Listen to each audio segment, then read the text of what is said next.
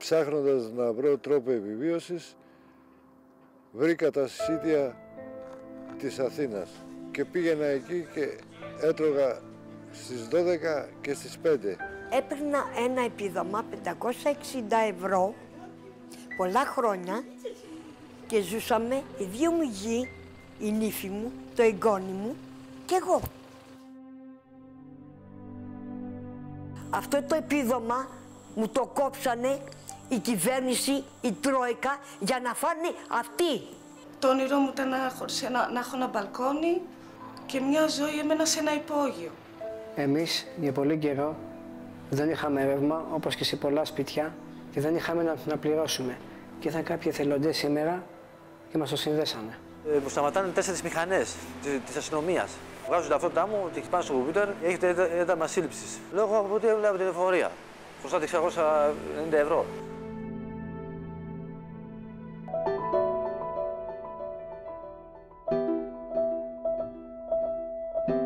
Καταλαβαίνεις με το που έρχεται κάποιος στο ιατρείο για να σε δει, τι περίπου συμβαίνει.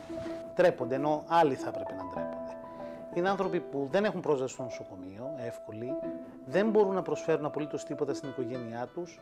Αν δεν ήταν οι κοινωνικές οργανώσεις και οργανώσεις σαν τους γιατρούς του κόσμου που σηκώνουν πια το βάρος αντιμετώπισης αυτών των ανθρώπων, τα πράγματα θα ήταν πάρα πολύ χειρότερα. Από την ημέρα που ήμουν στον δρόμο, το πρώτο μέλημά μου ήταν εδώ που θα κοιμηθώ. Την πρώτη βραδιά κοιμήθηκα έξω από μια είσοδο πολυκατοικίας.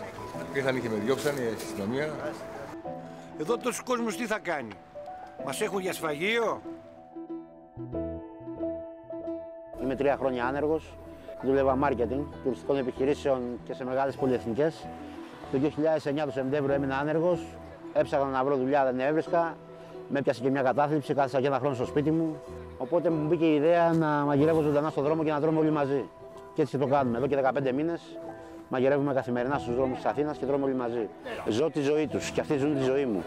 Εγώ, ένας επιχειρηματίας με δική μου επιχείρηση και 10 άτομα προσωπικό, αναγκάστηκα να κλείσω την επιχείρηση, να με κυνηγάει το δημόσιο, να μην μπορώ να ζήσω από μια μικρή σύνταξη που παίρνω και εξαναγκάστηκα να πάω στην εκκλησία για να πάρω το συσίτιο για να μπορέσουμε να φάμε. Παίρνω μια σύνταξη 330 ευρώ και γι' αυτό και δεν μου φτάνουν να ζήσω και αυτό έρχομαι στο σύντη της εκκλησίας μου. Η αντικρίση της Ελλάδος έπρεπε να πληρώσουν οι πολιτικοί που κυβέρνησαν τη χώρα και όχι ο ελληνικός λαός.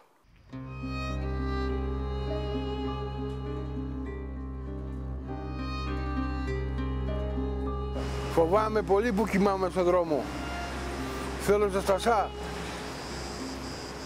Θέλω ένα σπίτι, να μείνω μέσα, να αποφύγω την ταλαιπωρία από τα νοσοκομεία. Δεν μπορώ άλλο να μου.